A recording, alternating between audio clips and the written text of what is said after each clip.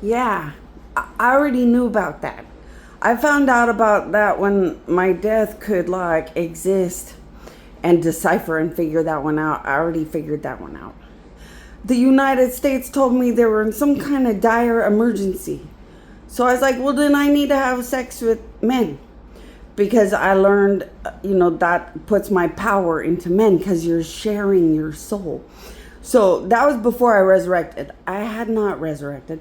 So I wasn't going to be able to put I wasn't going to be able to put very good amounts of power into their soul, like from far away. So somebody would have to be somebody willing to have sex with a dead God to share their soul with me to help in this emergency that they said was emergency. But no, they were trying to get me in stupid death to do disgusting, gross sexual things that entertain the people that murdered and raped me all these years. There was no emergency. And that's really sad because when when the good people within the United States understand the real emergency of the end of the world, no God's going to want to help anybody anymore because they play disgusting, sexual, sleazy, sicko games in it. But it really helped me to realize that I'm glad everybody dies forever. Crime's so sickening. It also helped me to realize never be too dead and think you need to help anyone.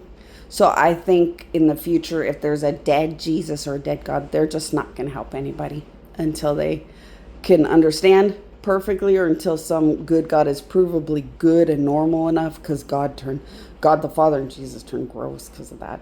Evil God, enemy wife. So from now on, I think anything dead is never allowed to believe they're doing good or right anymore because they could be around murderers, rapists, antichrists that make them do gross things that they don't understand. But I went back and put all the prosecutions in. They'll die forever for every speck of all of it.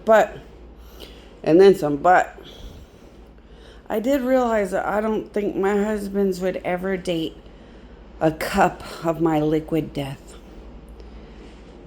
And I don't know if a husband would want to know me in this roadkill, murder, rape, flesh carcass thing. But yeah, I don't know if a husband would really want to know the screaming liquid death in your veins as a dead God either. Because that's pretty gross to think about.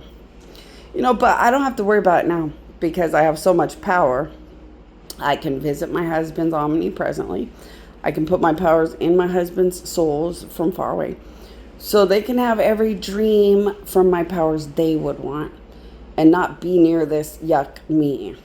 But if a husband ever got near this me, they would win the lottery. But it's gross. People have raped and murdered me. I can't stand or stomach anything or anyone anymore. And I think that's a beautiful thing, to be a dead God that just kills forever and lives all about me. If some husband is weird enough to ever want to be near the real me, I guess I'll face that when I ever get there.